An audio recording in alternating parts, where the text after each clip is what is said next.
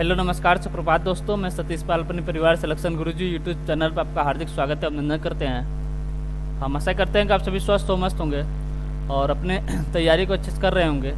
ठीक है, तो चलिए हम आज भी आपके सामने जीएस के 20 क्वेश्चन लेकर आए हुए हैं, जो कि आपके आगामी जो आने वाले यूपीपी कांस्टेबल जैसे हो गया आपके दिल्ली पुलिस कांस्टेबल, इसके बाद आपका बीएसएफ ट्रेडमैन कांस्टेबल का भी फिजिकल हो रखा है, उसका भी कुछ ही दिनों में आपको पेपर के नोटिफिकेशन के बारे में आपको पता चल जाएगा। ठीक है, तो चलिए हम आज भी एक अच्छे क्वेश्चन के साथ आपके सामने आए हुए हैं। तो हम अपने प्रैक्टिस सेट की तरफ बढ़ते हैं और आज का अपना पहला क्वेश्चन देखते हैं। हमारा पहला क्वेश्चन दिया है कि किस शास्त्रीय नृत्य का पुराना नाम सदीर है। किस शास्त्रीय नृत्य का पुराना नाम सदीर है। ऑप्शन है दिया आपका भरतनाट्यम, ऑप्शन भी दिया आपका कथकली, और ऑप्शन डी दिया आपका मोहिनीअट्टम, और ऑप्शन डी दिया आपका कुचिपुड़ी। ऑप्शन डी क्या दिया है, कुचिपुड़ी। ठीक है, पूछा किस शास्त्रीय नृत्य का पुराना नाम क्या है, सदीर है। किस शास्त्रीय नृत्य का पुराना नाम सदीर है। अगर हम पूछे आपसे भारत के टोटल शास्त्रीय नृत्य कितने हैं, शास्त्रीय नृत्य कितने हैं, तो कितने हैं आपके टोटल 8 शास्त्रीय नृत्य हैं। भारत में कितने शास्त्रीय नृत्य हैं, टोटल 8 हैं। ठीक, अगर हम इनके बारे में बात करें कौन कौन से हैं, पहले हम उत्तर भारत की बात करें। उत्तर भारत का कौन सा है, यानी उत्तर प्रदेश का कौन है, तो आपका कथक है। कौन है, कथक। ऐसे उत्तर प्रदेश या उत्तर भारत का शास्त्रीय नृत्य बोल सकते हैं। ठीक है, इसके बाद आपका एक है आपका मणिपुरी का, मणिपुरी का, अरे मणिपुर का है आपका मणिपुर, मणिपुर का मणिपुरी है। ठीक है, मणिपुर का है आपका मणिपुर। और एक है आपका ओडिसी, क्या है, ओडिसी। ये कहाँ का है, आपके उड़ीसा का है। कहाँ का है, उड़ीसा का, उड़ीसा का। ठीक है, कथक हो गया आपका उत्तर प्रदेश का यानी उत्तर भारत का, मणिपुरी हो गया आपका मणिपुर का, ओडिसी हो गया आपका उड़ीसा का। ठीक, एक है आपका कथकली, कथकली, कथकली और मोहिनीअट्टम की बात करें, कथकली और मोहिनीअट्टम, मोहिनीअट्टम, मोहिनीअट्टम, ये दोनों की बात करें, ये कहाँ के हैं, ये दोनों आपके केरल के हैं। कहाँ के हैं, केरल के हैं, कथकली मोहिनीअट्टम। ठीक है, केरल का हो गया। एक है आपका कुचिपुड़ी, क्या है, कुचिपुड़ी, कुचिपुड़ी, ये कहाँ का आपके आंध्र प्रदेश का। कहाँ का है, आंध्र प्रदेश का, आंध्र प्रदेश का कुचिपुड़ी हो गया। एक है आपका भरतनाट्यम, क्या है, भरतनाट्यम, भरतनाट्यम, ये कहाँ का है, आपके तमिलनाडु का है, तमिलनाडु का। ठीक है, कितने हो गए, कथक हो गया, मणिपुरी हो गया, ओडिसी हो गया, कथकली, मोहिनीअट्टम, कुचिपुड़ी और भरतनाट्यम, भरतनाट्यम। ठीक है, कितने हुए आपके टोटल,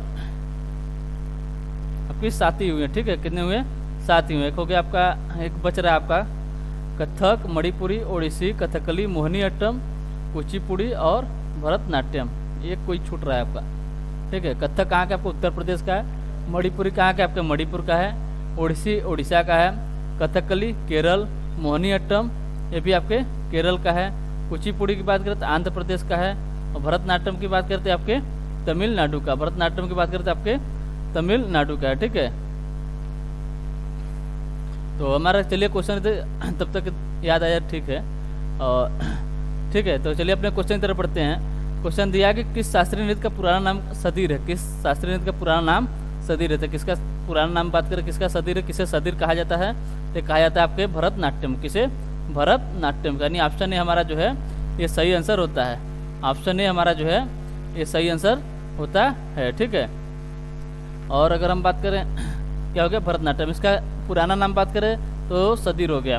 और इसमें क्वेश्चन पूछा था कि भरतनाट्यम, भरतनाट्यम के मतलब जब शुरुआत होता है, जो मतलब शास्त्रीय नृत्य है, इसकी शुरुआत होती है तो कहाँ से शुरुआत होती है, कहाँ से शुरुआत होती है, तो प्रारंभ इसका होता है आला रिपू से। किससे होता है, आला रिपू से, आला रिपू से इसका प्रारंभ होता है। इस आला रिपू से इसका प्रारंभ होता है। तो क्वेश्चन कैसे पूछता है, क्वेश्चन पूछता है कि आला रिपू का संबंध किस भारतीय शास्त्रीय नृत्य से है।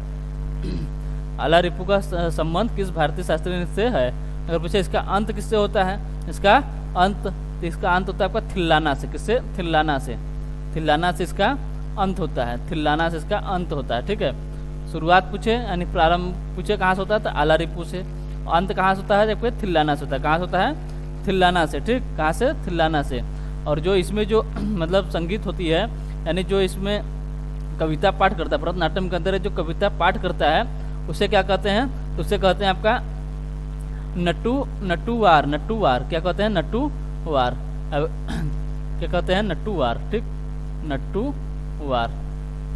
इसको नट्टूवार किसे कहते हैं, जो भरतनाट्यम में मतलब कविता पाठ करते हैं, भरतनाट्यम के अंतर्गत जो कविता पाठ होते हैं तो उसे करने वाले को नट्टूवार कहते हैं। और जब एक मतलब शुरू होता है तो आला रिपू से शुरू होता है और थिल्लाना से समाप्त होता है। ठीक है, ये कहाँ का है, तो आपके तमिलनाडु का शास्त्रीय नृत्य है। कहाँ का है, तमिलनाडु का शास्त्रीय नृत्य है। यानी ऑप्शन ए हमारा जो है ये सही आंसर होता है। ऑप्शन ए हमारा जो है सही आंसर होता है। ठीक, अगर पूछ ले कि तमिलनाडु किस शास्त्रीय मतलब तमिलनाडु के भरतनाट्यम के बारे में कहाँ पता चलता है, भरतनाट्यम के बारे में कहाँ पता चलता है, तो पता चलता है आपके तमिल ग्रंथ है क्या, शिल्पादिकारम से किसके बारे में पता चलता है, भरतनाट्यम के बारे में पता चलता है। ठीक, चलिए अगला क्वेश्चन देखते हैं। अगला क्वेश्चन दिया, निम्नलिखित में से कौन सी नदी सीधे गंगा में आकर मिलती है। निम्नलिखित में से कौन सी नदी सीधे गंगा में आकर मिलती है। ऑप्शन ए दिया आपका चंबल, ऑप्शन बी दिया आपका सोन, ऑप्शन डी दिया आपका बेतवा और ऑप्शन डी दिया आपका केन। ऑप्शन डी क्या दिया है, केन। तो कौन सी नदी आपकी सीधे गंगा में बोल रहा है, सीधे गंगा में आकर मिलती है।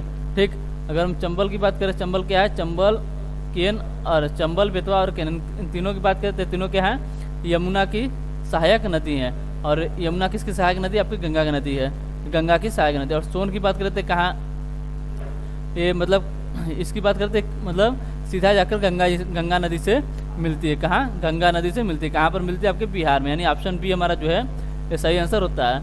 अगर फिर सोन नदी का उद्गम स्थल कहाँ है, सोन नदी का उद्गम स्थल कहाँ है, तो आपको निकलती है कहाँ से, मध्य प्रदेश का अमरकंटक पहाड़ी से निकलती है। और यहीं से एक और नदी निकलती है, कौन सी, नर्मदा नदी आपकी कहाँ से निकलती है, वो भी आपके अमरकंटक पहाड़ी से ही निकलती है। ठीक है, चलिए अगला क्वेश्चन देखते हैं। अगला क्वेश्चन दिया, भारत के स्थानीय भाषाओं को डिजिटल दुनिया में बढ़ावा देने के लिए, भारत के स्थानीय भाषाओं को डिजिटल दुनिया में बढ़ावा देने के लिए प्रोजेक्ट एलोरा किसने प्रारंभ किया था। किसकी बात कर रहा है, प्रोजेक्ट एलोरा को किसने प्रारंभ किया था। ठीक है, ऑप्शन ए दिया आपका फेसबुक, ऑप्शन बी दिया आपका माइक्रोसॉफ्ट, ऑप्शन सी दिया आपका गूगल और ऑप्शन डी दिया आपका अमेजॉन। ऑप्शन डी क्या दिया, अमेजॉन। ठीक है, तो भारत के स्थानीय भाषाओं को डिजिटल दुनिया में बढ़ावा देने के लिए जो प्रोजेक्ट एलोरा था, ये किसने मतलब प्रारंभ किया था आपके माइक्रोसॉफ्ट। यानी ऑप्शन बी हमारा जो है ये सही आंसर होता है। चलिए अगला क्वेश्चन देख लेते हैं। अगला क्वेश्चन दिया आपका कि एशिया का पहला फ्लोटिंग फेस्टिवल कहाँ आयोजित किया गया है। एशिया का पहला फ्लोटिंग फेस्टिवल कहाँ आयोजित किया गया है। ऑप्शन ने दिया आपका मंदसौर, ऑप्शन बी दिया आपका बीजिंग, ऑप्शन सी दिया टोक्यो और ऑप्शन डी दिया आपका सिंगापुर। किसकी बात कर रहा है, एशिया का पहला फ्लोटिंग फेस्टिवल कहाँ आयोजित किया गया है। ये कहाँ हुआ है, ये आपके मंदसौर में हुआ है। कहाँ पर, मंदसौर। यानी ऑप्शन ए हमारा जो है ये सही आंसर होता है। तो बच्चे मंदसौर है कहाँ पर, तो आपके मध्य प्रदेश में है। ठीक है, चलिए अगला क्वेश्चन देख लेते हैं। अगला क्वेश्चन दिया है, भारत में रामसर समझौता किस वर्ष लागू हुआ था। भारत में रामसर समझौता किस वर्ष लागू हुआ था। ठीक, अगर हम रामसर की बात करें, किसकी, रामसर की, रामसर है कहाँ पर, तो आपके ईरान में है। कहाँ पर, रामसर स्थान कहाँ पर है, ये ईरान में है। ठीक है, ये आर्द्र भूमि से आपके संबंधित है। ठीक, अगर पूछे आर्द्र भूमि तो इससे कब घोषित किया गया था, जैसे 1971 में। किसके द्वारा घोषित किया गया था, किसके द्वारा, ये आपके यूनेस्को द्वारा घोषित किया गया था। किसे, ईरान में आपका रामसर स्थल है। ठीक है, तो कहाँ पर, ईरान में। तो सबसे पहले वहीं पर एक मतलब सभा हुई थी, किसके द्वारा, यूनेस्को द्वारा। तो 1971 में आपके रामसर समझौता मतलब वहीं से शुरू हुआ था। और रामसर में कहाँ पर, रामसर ईरान में। कहाँ पर, रामसर ईरान में। ठीक है, तो पूछा हमारा क्वेश्चन कि भारत में रामसर समझौता किस वर्ष लागू हुआ है। ये तो हो गया आपके कहाँ पर, ईरान मतलब विश्व में। यानी पहला रामसर समझौता कब हुआ था, आपका 1971 में। ठीक, अगर पूछे भारत में कब हुआ, भारत में कब हुआ, तो हुआ था आपका 1982 में। यानी ऑप्शन डी हमारा जो है ये सही आंसर होता है। अगर पूछे आर्द्र भूमि दिवस कब मनाते हैं, आर्द्र भूमि दिवस कब मनाते हैं, आर्द्र भूमि दिवस कब मनाते हैं, यानी रामसर साइट डे कब मनाते हैं, तो मनाते हैं आपके 2 फरवरी को। 2 फरवरी को आर्द्र भूमि दिवस मनाया जाता है। कब मनाया जाता है, 2 फरवरी को। अगर पूछे वर्तमान में भारत में कितने रामसर स्थल हैं, वर्तमान में भारत में कितने रामसर स्थल हैं, टोटल आपके कितने हैं, टोटल आपके 75 रामसर स्थल हैं। ठीक, चलिए अगला क्वेश्चन देख लेते हैं। अगला क्वेश्चन दिया आपका, गारो हिल्स कहाँ है। गारो हिल्स कहाँ है, यानी गारो पहाड़ी कहाँ है। ऑप्शन है दिया आपका त्रिपुरा, ऑप्शन बी दिया मणिपुर, ऑप्शन सी दिया आपका मेघालय और ऑप्शन डी दिया है मिजोरम। ऑप्शन डी क्या दिया है मिजोरम। किसकी बात करें गारो हिल्स की, ठीक है। तो गारो हिल्स की अगर हम बात करते हैं कहाँ पर, तो आपके मेघालय में। कहाँ पर, मेघालय में। मेघालय में और कौन कौन सी पहाड़ी हैं, तो यहाँ पर आपके गारो हिल्स है, एक हो गया आपका गारो हो गया, ठीक है। एक है आपका जयंतिया और एक है आपका खासी, गारो खासी जयंतिया। ये मेघालय की जनजातियाँ भी हैं, क्या है, जनजाति गारो खासी जयंतिया, और यहाँ की पहाड़ी भी है, ठीक है। गारो खासी जयंतिया, ठीक, गारो खासी जयंतिया कहाँ पर है, ये आपके मेघालय में। मेघालय के अंदर ये तीनों जो पहाड़ी हैं ये किसके अंतर्गत, किस पठार के अंतर्गत आती हैं, किस पठार के अंतर्गत आती हैं, तो आपके शिलांग पठार के अंतर्गत आती हैं। किसके, शिलांग पठार के अंतर्गत, शिलांग पठार के अंतर्गत आती हैं, शिलांग पठार के अंतर्गत,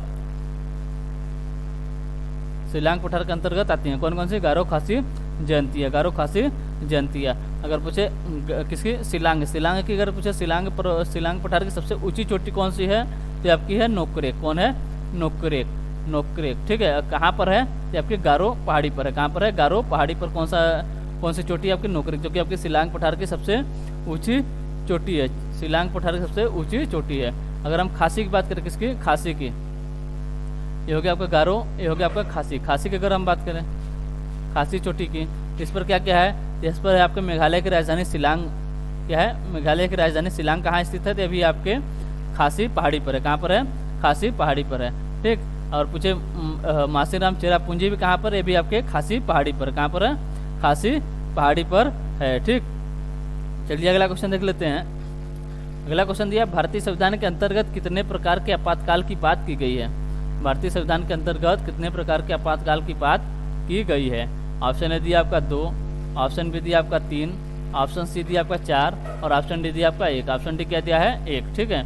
तो कितने प्रकार की भारतीय संविधान के अंतर्गत कितने प्रकार के आपातकाल की बात की गई है, तो की गई है कितने प्रकार की, टोटल 3 प्रकार के। 3 प्रकार के कौन कौन से अनुच्छेद में है, एक है आपका अनुच्छेद 352, अनुच्छेद 356 है, 356, फिर है आपका अनुच्छेद 360, अनुच्छेद 360, ठीक है। कितने प्रकार के आपातकाल हो गए हैं आपके, 3 प्रकार के आपातकाल हो गए, 3 प्रकार के आपातकाल हो गए।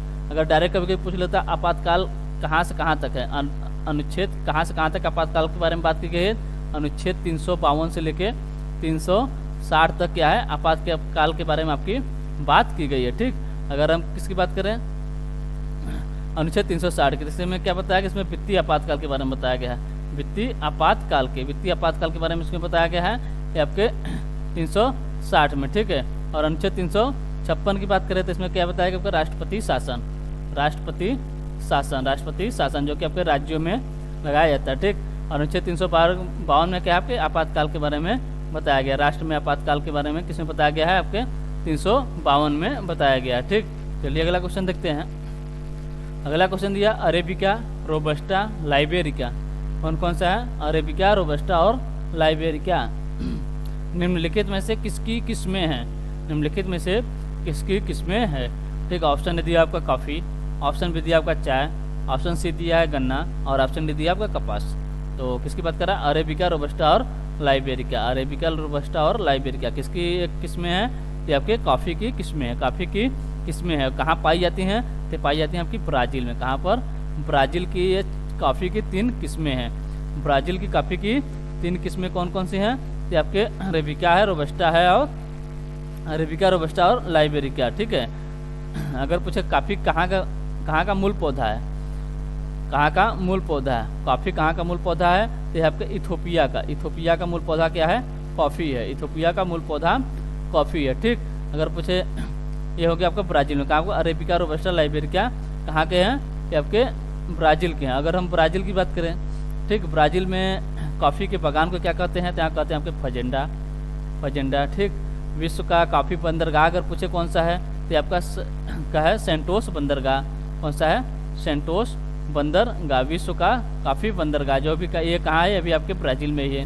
अगर पूछे भारत का कॉफ़ी बंदरगाह कौन सा है, भारत का कॉफ़ी बंदरगाह कौन सा है, ठीक है, क्या है, यह है आपका न्यू मैंगलोर, क्या है, न्यू मैंगलोर, ये आपके भारत का कॉफ़ी बंदरगाह, ये कहाँ पर है आपके कर्नाटक में, कहाँ पर है कर्नाटक में, कर्नाटक में। ठीक, तो हो गया कि अरेबिका रोबस्टा लाइबेरिका जो आपके ब्राज़ील में पाए जाने वाली कॉफ़ी की किस्में हैं, और ब्राज़ील में कॉफ़ी के बागानों को फजेंडा कहते हैं। और से अगर पूछे विश्व में कॉफ़ी बंदरगाह, विश्व का कॉफ़ी बंदरगाह कौन सा है, तो सेंटोस बंदरगाह है।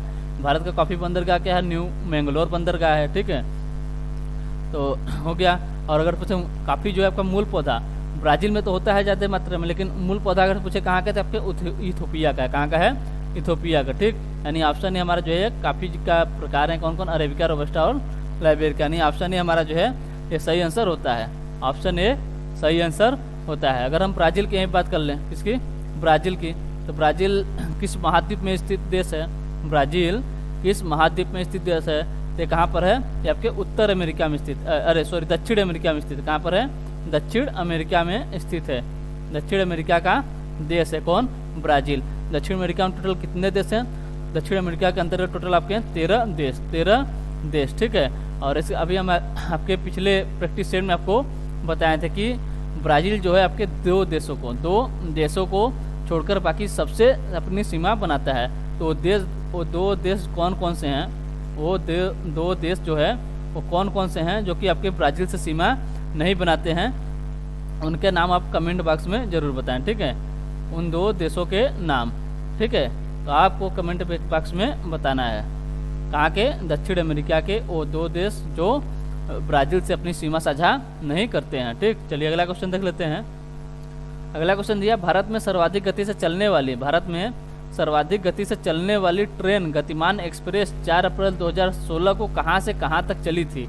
4 अप्रैल 2016 को कहाँ से कहाँ तक चली थी। ठीक है, ऑप्शन ए दिया आपका नई दिल्ली से लखनऊ, ऑप्शन बी दिया आपका हजरत निजामुद्दीन से आगरा तक, ऑप्शन सी दिया आपका दिल्ली से चंडीगढ़ तक, और ऑप्शन डी दिया आपका मुंबई से पुणे तक। ऑप्शन डी क्या दिया है, मुंबई से पुणे तक। तो अगर पूछे कहाँ से कहाँ तक चली, भारत में सर्वाधिक गति से चलने वाली ट्रेन है, भारत में सर्वाधिक गति से चलने वाली ट्रेन कौन है, आपकी गतिमान एक्सप्रेस है, गतिमान एक्सप्रेस है। ठीक है, अगर पूछे इसकी स्पीड कितनी है, तो इसकी स्पीड है आपकी 160 किमी पर आवर, 160 किमी पर आवर इसकी स्पीड है, जो कि भारत की सबसे तेज़ गति से चलने वाली एक्सप्रेस कौन सी है, गतिमान एक्सप्रेस है। तो ये 4 अप्रैल 2016 को कहाँ से कहाँ तक चली थी, ये चली थी आपके हजरत निजामुद्दीन से आगरा तक, हजरत निजामुद्दीन से आगरा तक, यानी ऑप्शन बी हमारा जो है ये सही आंसर होता है। ठीक, ऑप्शन बी हमारा जो है ये सही आंसर होता है। ठीक, अगर पूछे गाड़ी कर, ठीक, तो चलिए अगला क्वेश्चन देख लेते हैं। अगला क्वेश्चन दिया आपका, निम्नलिखित में से कौन चंद्रगुप्त द्वितीय के नवरत्नों में से एक है। निम्नलिखित में से कौन चंद्रगुप्त द्वितीय के नवरत्नों में से एक है। ऑप्शन है दिया आपका वरामिहिर, ऑप्शन बी दिया मुगलना, ऑप्शन सी दिया आपका विशाखदत्त, और ऑप्शन डी दिया आपका ब्रह्मगुप्त। ठीक, तो पूछा है निम्नलिखित में से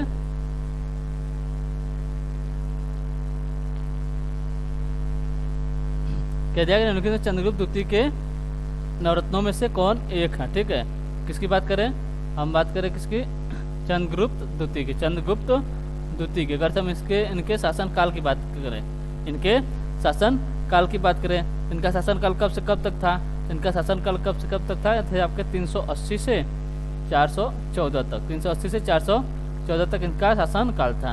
अगर पूछे इनकी क्या थी, इनकी दो राजधानियाँ थी, थी कौन कौन थी, एक थी आपकी पाटलिपुत्र,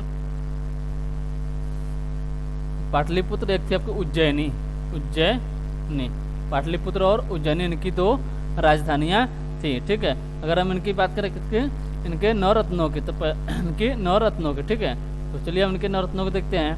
देखिए आपके इनके कालिदास क्या है, कौन है, कालिदास। ठीक है, कालिदास। एक है आपके वराहमिहिर,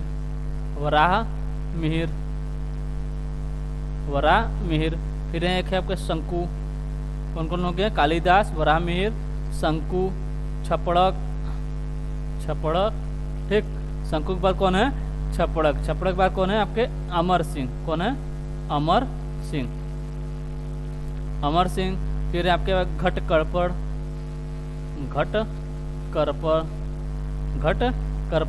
इसके बाद है आपके धनवंतरी। धनवंतरी, धनवंतरी, ठीक है, धनवंतरी हो गए, ठीक। इसके बाद है वर रुचि, वर रुचि कौन कौन हो गए? कालिदास, वराहमिहिर, शंकु, छपड़क, अमर सिंह, घटकरपड़, धनवंतरी, धनवंतरी हो गए, वर रुचि। और एक कौन है? एक है आपके वेताल भट्ट, कौन है? वेताल भट्ट, ठीक। कौन कौन हो गए? ये आपके 9 रत्न है। कौन क्या है? ये आपके 9 रत्न है, ये आपके 9 रत्न है। कौन कौन हो गए? कालिदास, वराहमिहिर, शंकु, छपड़क, अमर सिंह, घटकरपड़, धनवंतरी, वर रुचि और बेताल भट्ट। पूछा चंद्रगुप्त द्वितीय के नवरत्नों में से एक कौन है? तो ये आपके वराहमिहिर, यानी ऑप्शन ए हमारा जो है ये सही आंसर होता है। कौन? वराहमिहिर, वराहमिहिर हैं, ठीक है। ये कौन थे? तो चंद्रगुप्त द्वितीय के दरबार में किसके रूप में थे? आपके गणतज्ञ थे। क्या थे? गणतज्ञ थे, ठीक। चलिए अगला क्वेश्चन देखते हैं। अगला क्वेश्चन दिया विश्व विख्यात हरिहर क्षेत्र का मेला कहाँ लगता है? विश्व विख्यात हरिहर क्षेत्र का मेला कहाँ लगता है? ऑप्शन ए दिया आपका बिहार, ऑप्शन बी दिया आपका उत्तर प्रदेश, ऑप्शन सी दिया आपका मध्य प्रदेश और ऑप्शन डी दिया आपका राजस्थान। ऑप्शन डी क्या दिया है? राजस्थान। तो विश्व विख्यात किस क्षेत्र की बात कर रहे हैं? ये क्षेत्र है आपका हरिहर क्षेत्र, ठीक है। तो इसका मेला कहाँ लगता है? ये लगता है आपके कहाँ पर? बिहार में। कहाँ पर? बिहार में। नहीं, ऑप्शन ए हमारा जो है ये सही आंसर होता है। ये कहाँ पर लगता है? तो आपके पटना के पास में, पटना से 5 किमी की दूरी पर एक क्षेत्र है। कहाँ पर? हरिहर क्षेत्र नामक गांव है जहाँ पर ये मेला लगता है। ये आपका पता के बारे में अगर हम बात करें तो ये एशिया का सबसे बड़ा पशु मेला है। एशिया का सबसे बड़ा क्या है? पशु मेला है, जिसे हम क्या कहते हैं? जिसे किस नाम से जानते हैं? सोनपुर मेला। क्या? सोनपुर मेला। सोनपुर मेला फेमस है, लेकिन हरिहर क्षेत्र कोई नहीं जानता, ठीक। इसीलिए क्वेश्चन यहाँ से भी बनता है कि हरिहर क्षेत्र, सोनपुर मेला नहीं देगा। तो हरिहर क्षेत्र भी जान लीजिए। हरिहर क्षेत्र मतलब जहाँ लगता है उस क्षेत्र का नाम था हरिहर क्षेत्र, जिस, ठीक है। पहले इसे हरिहर क्षेत्र के नाम से बुलाते थे, अब इसे अब सोनपुर मेला के नाम से जाना जाता है। सोनपुर मेला के नाम से जाना जाता है। और अगर से बात करें एक और नाम से, जो यहाँ के क्षेत्रीय लोग हैं, क्षेत्रीय लोग जो यहाँ के यानी मतलब जो पास के हैं वहाँ पर, वो किस नाम से जानते हैं? तो जानते हैं आपके छत्तर मेला। छत्तर मेला के नाम से इसे जानते हैं, छत्तर मेला कहते हैं, ठीक। यानी छत्तर मेला के नाम से वहाँ पर जो मतलब पास के मतलब क्षेत्रीय लोग हैं वो किस नाम से जानते हैं? आपके छत्तर मेला के नाम से जानते हैं। कौन सा मेला है? ये आपका पशु मेला है। कहाँ पर लगता है? सोनपुर बिहार में। कहाँ पर है? पटना के पास में, पटना के पास में। और इसकी बात करें तो एशिया का सबसे बड़ा पशु मेला है। एशिया का सबसे बड़ा पशु मेला है। अगर पूछे किस नदी के तट पर है, यानी किस नदी पर है, तो यह किसके गंगा, किसके? गंगा नदी और गंगा और गंडक नदी के संगम पर है। गंगा और गंडक नदी के मतलब बीच में बोल सकते हैं संगम पे ये क्षेत्र है। कौन सा है? हरिहर क्षेत्र। यानी सोनपुर मेला जो लगता है वो गंगा और गंडक के बीच के क्षेत्र पर लगता है, ठीक है। तो ऑप्शन हमारा क्या हो गया? ऑप्शन ए हमारा जो है सही होता है। क्या? बिहार में है, ठीक। चलिए अगला क्वेश्चन देखते हैं। अगला क्वेश्चन दिया कि हमीदा बानो बेगम डैश की माँ थी। हमीदा बानो बेगम जो थी वो किसकी माँ थी? ऑप्शन ए दिया आपका जहांगीर, ऑप्शन बी दिया आपका अकबर, ऑप्शन सी दिया आपका हुमायूं और ऑप्शन डी दिया आपका बाबर। ऑप्शन डी क्या दिया है? बाबर। तो हमीदा बानो बेगम की हम बात करें तो ये किसकी माँ थी? ये किसकी माँ थी? तो किसकी माँ थी? ये आपकी अकबर की माँ थी, यानी हुमायूं की पत्नी थी। हुमायूं की पत्नी थी, ठीक। अगर पूछे हुमायूं का विवाह कब हुआ था? इनसे हुआ था कब? 1551 में शादी हुआ था। और अकबर का जन्म पूछे कब हुआ था? 1552 में अकबर का जन्म होता है। 1552 में अकबर का जन्म होता है। तो वह हमीदा बानो बेगम की बात करें कौन थी? कि आपके अकबर की माँ थे, अकबर की माँ थी, ठीक है। यानी ऑप्शन बी हमारा जो है ये सही आंसर होता है। ऑप्शन बी हमारा जो है ये सही आंसर होता है, ठीक। चलिए अगला क्वेश्चन देख लेते हैं। अगला क्वेश्चन दिया कि भारत में विकसित परम सुपर कंप्यूटर का विकास किस संस्थान ने किया है? भारत में विकसित परम सुपर कंप्यूटर का विकास किस संस्थान ने किया है? ऑप्शन ए दिया आपका बार्क, ऑप्शन बी दिया आपका IIT कानपुर, ऑप्शन सी दिया आपका IIT दिल्ली और ऑप्शन डी दिया आपका सी डेक। तो परम सुपर कंप्यूटर का विकास किस संस्थान ने किया? तो किया आपके CDAC ने है। किसने? CDAC ने। यानी ऑप्शन डी हमारा जो है ये सही आंसर होता है। ठीक, चलिए अगला क्वेश्चन देखते हैं।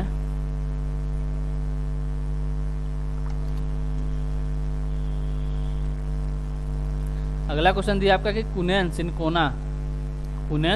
सिनकोना पादप के किस भाग से प्राकृतिक रूप से पाई जाती है?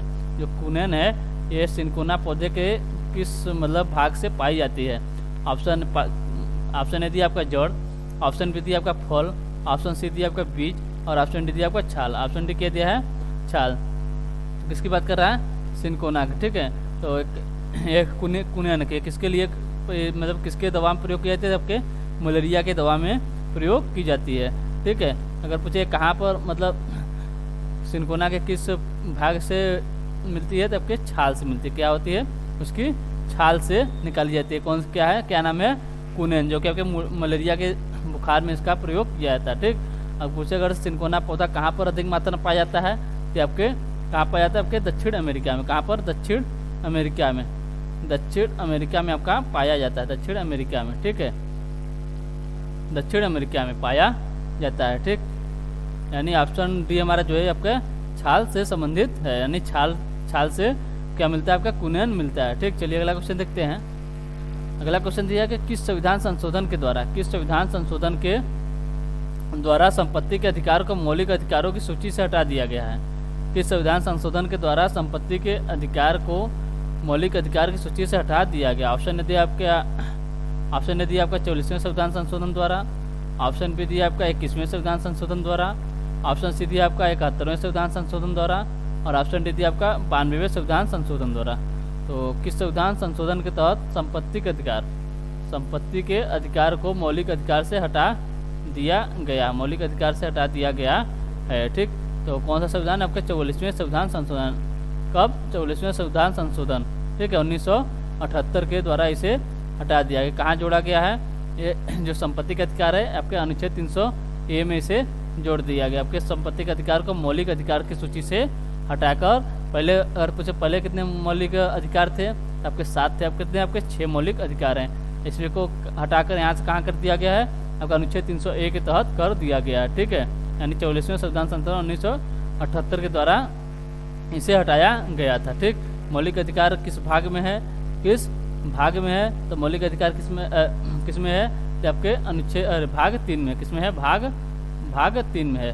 भाग 3 में क्या है? मौलिक अधिकार। ठीक, अगर हम पूछे भाग 1 में क्या है? तो इसमें है संघ, राज्य संघ। ठीक, संघ और यूटी के बारे में कह सकते हैं। ठीक, और भाग 2 में क्या है? भाग 2 ये क्या है? आपका नागरिकता है। क्या है? नागरिकता। भाग 2 आपका नागरिकता। भाग 1 की बात करें तो अनुच्छेद कहाँ से कहाँ तक है? 1 से 4 है। भाग 2 अनुच्छेद 5 से 11 है। भाग 3 अनुच्छेद 12 से 35। अनुच्छेद 12 से 35। ठीक, चलिए अगला क्वेश्चन देखते हैं। अगला क्वेश्चन दिया अंतर्राष्ट्रीय तिथि रेखा का निर्धारण किस वर्ष किया गया था? अंतर्राष्ट्रीय तिथि रेखा का निर्धारण किस वर्ष किया गया था? ऑप्शन दिया आपका 1904, ऑप्शन बी दिया आपका 1884, ऑप्शन सी दिया आपका 1917 और ऑप्शन डी दिया आपका 1894। ऑप्शन डी क्या दिया है? 1894 में। तो अंतर्राष्ट्रीय तिथि रेखा का निर्धारण अगर पूछे कब किया गया था? तो किया गया था आपके 1884 में। कहाँ किया गया था? किया गया था क्या? वाशिंगटन में। कहाँ पर? वाशिंगटन में। वाशिंगटन में किसका निर्धारण किया गया था? अंतर्राष्ट्रीय तिथि रेखा का निर्धारण किया गया था। कब? 1884 में। कहाँ पर? वाशिंगटन में। कहाँ पर? वाशिंगटन में। ठीक, अगर हम बात करें किसकी? भारत में। भारत की जो तिथि रेखा है, यानी भारत की जो तिथि रेखा है क्या? भारत मानक देशांतर रेखा। ठीक है, भारत मानक देशांतर रेखा की बात करें तो पूछे भारत मानक देशांतर रेखा जो है, देशांतर रेखा जो है ये कितने भारत के कितने राज्यों से होकर गुजरती है? कितने राज्यों से होकर गुजरती है? तो गुजरती है आपके टोटल 5 राज्यों से होकर गुजरती है। कौन कौन से राज्य हैं? तो एक है आपका उत्तर प्रदेश। कौन सा है? उत्तर प्रदेश है। फिर उसके बाद कहाँ आते हैं? उसके बाद आपके मध्य प्रदेश। मध्य प्रदेश के बाद छत्तीसगढ़। उसके बाद है आपका उड़ीसा। क्या है? उड़ीसा के बाद कौन सा है? उड़ीसा के बाद आपका आंध्र प्रदेश। ठीक है, ये आपके 5 राज्यों से भारत मानक देशांतर जो रेखा है ये आपकी भारत के 5 राज्यों से गुजरती है। उत्तर प्रदेश, मध्य प्रदेश, छत्तीसगढ़, उड़ीसा और आंध्र प्रदेश से होकर गुजरती है। ठीक है, चलिए अगला क्वेश्चन देख लेते हैं। अगला क्वेश्चन दिया, भारत का पर्यावरण संरक्षण अधिनियम किस वर्ष पारित किया गया था? भारत का पर्यावरण संरक्षण अधिनियम किस वर्ष पारित किया गया था? ऑप्शन ने दिया आपका 1997, ऑप्शन बी दिया आपका 1986, ऑप्शन सी दिया आपका 2004 और ऑप्शन डी दिया आपका 2012। किसकी बात कर रहा है? भारत का पर्यावरण संरक्षण अधिनियम। पर्यावरण संरक्षण अधिनियम, अगर हम इसके बारे में अगर हम बात करें, जो है भारत का पर्यावरण संरक्षण अधिनियम जो है ये भारत के संविधान के अनुच्छेद 300, भारत के संविधान के अनुच्छेद 253 के तहत 253 के तहत पर्यावरण संरक्षण अधिनियम आपके भारत संसद द्वारा कब पारित किया गया था? ये पारित किया गया था आपका 1986 में। कब? 1986 में। यानी ऑप्शन बी हमारा जो है ये सही आंसर होता है। किसके द्वारा पारित किया गया था? तो भारत की संसद द्वारा, भारत की संसद द्वारा कब पारित किया गया? 1986 में। ठीक, अगर पीछे लागू कब हुआ था? तो लागू हुआ था 19 नवंबर 1986 को ये लागू हुआ था। 19 नवंबर 1986 को ये लागू हुआ था। ठीक, चलिए अगला क्वेश्चन देखते हैं। अगला क्वेश्चन दिया आपका, बाघमारा पिचर प्लांट अभ्यारण्य। बाघमारा पिचर प्लांट अभ्यारण्य निम्नलिखित राज्यों में से किस राज्य में स्थित है? निम्नलिखित राज्यों में से किस राज्य में स्थित है? ऑप्शन ए दिया आपका मेघालय और ऑप्शन बी दिया आपका गोवा, ऑप्शन सी दिया आपका कर्नाटक और ऑप्शन डी दिया आपका असम। ऑप्शन डी क्या दिया है? असम। तो किसकी बात कर रहा है? बाघमारा पिचर प्लांट अभ्यारण्य। बाघमारा पिचर प्लांट अभ्यारण्य किस राज्यों में स्थित है? जबकि मेघालय में स्थित। कहाँ पर? मेघालय में। यानी ऑप्शन ए हमारा जो है ये सही आंसर होता है। ठीक है, और जो बाघमारा पिचर है ये मेघालय का एक मतलब जिला भी है। कहाँ पर है? मतलब शहर भी है। अगर पूछे इस शहर कहाँ पर है तो आपके दक्षिण गारो हिल्स में स्थित है। ठीक, दक्षिण गारो नाम से एक जिला है, उसी जिले में आपका ये बाघमारा पिचर मतलब एक वहाँ पर शहर है। ठीक, चलिए अगला क्वेश्चन देखते हैं। अगला क्वेश्चन दिया, उत्तर प्रदेश का सबसे पुराना संग्रहालय है। उत्तर प्रदेश का सबसे पुराना संग्रहालय है। ऑप्शन दिया आपका राजकीय संग्रहालय लखनऊ, ऑप्शन बी दिया आपका राजकीय संग्रहालय मथुरा, ऑप्शन सी दिया आपका राजकीय संग्रहालय झांसी और ऑप्शन डी दिया आपका स्वतंत्रता संग्राम संग्रहालय मेरठ। ठीक है, तो उत्तर प्रदेश का सबसे पुराना संग्रहालय की बात कर रहा है, तो कौन सा है? आपके राजकीय संग्रहालय लखनऊ। यानी ऑप्शन ए हमारा जो है ये सही आंसर होता है। चलिए अगला क्वेश्चन देख लेते हैं। अगला क्वेश्चन दिया हमारा कि उत्तर प्रदेश में किसान मित्र योजना कब शुरू हुई थी? कब शुरू की गई? ऑप्शन ए दिया आपका 18 जून 2004, ऑप्शन बी दिया आपका 18 जून 2003, ऑप्शन सी दिया 18 जून 2002 और ऑप्शन डी दिया 18 जून 2001। तो उत्तर प्रदेश में किसान मित्र योजना कब शुरू की गई थी? तो की गई थी आपके 18 जून 2001 में। 2001 में किसके द्वारा की गई थी? तो उसमें मतलब उत्तर प्रदेश के प्रधान मुख्यमंत्री कौन थे? तो वे थे आपके राजनाथ सिंह थे। ठीक है, इनके द्वारा यह शुरू की गई थी। ठीक है, किसके लिए शुरू की गई थी? किसानों की आर्थिक स्थिति में सुधार लाने के लिए यह योजना आपके मतलब शुरू की गई थी। ठीक है, तो आज के क्वेश्चन यही समाप्त होते हैं। और हाँ, चल पहले क्वेश्चन में छूट गया था जो आपके शास्त्रीय नीति, चलिए उसको भी देख लेते हैं एक बार। ठीक है, तो दिया था क्या क्या हुआ था हमारा? क्या कथक था उत्तर प्रदेश का, मणिपुरी था आपका मणिपुर का, ओडिसी था उड़ीसा का, कथकली था और मोहिनीअट्टम था केरल का, कुचिपुड़ी आंध्र प्रदेश का था, भरतनाट्यम तमिलनाडु का। एक जो हमारा छूट रहा तो कौन सा था? आपका सत्रिया था। क्या था? सत्रिया। ये कहाँ का है? आपके असम का है। कहाँ का है? असम का है। ये आपके असम का सबसे नवीनतम अगर से पूछे शास्त्रीय नृत्य कौन सा है तो आपका सत्रिया है। 8वां शास्त्रीय नृत्य कौन सा है? सत्रिया। इसे कब मतलब शामिल किया गया? शास्त्रीय नृत्य कब घोषित किया गया? सन 2000 में से शास्त्रीय नृत्य घोषित किया गया था। और सबसे पुराना पूछे, सबसे पुराना है आपका भरतनाट्यम। कौन है? भरतनाट्यम। सबसे पुराना शास्त्रीय नृत्य कौन सा है? आपका भरतनाट्यम है। ठीक है, तो चलिए आज के लिए बस इतना ही रखते हैं। ठीक, तब तक के लिए आपको टेक केयर, बाय बाय, जय हिंद, जय भारत।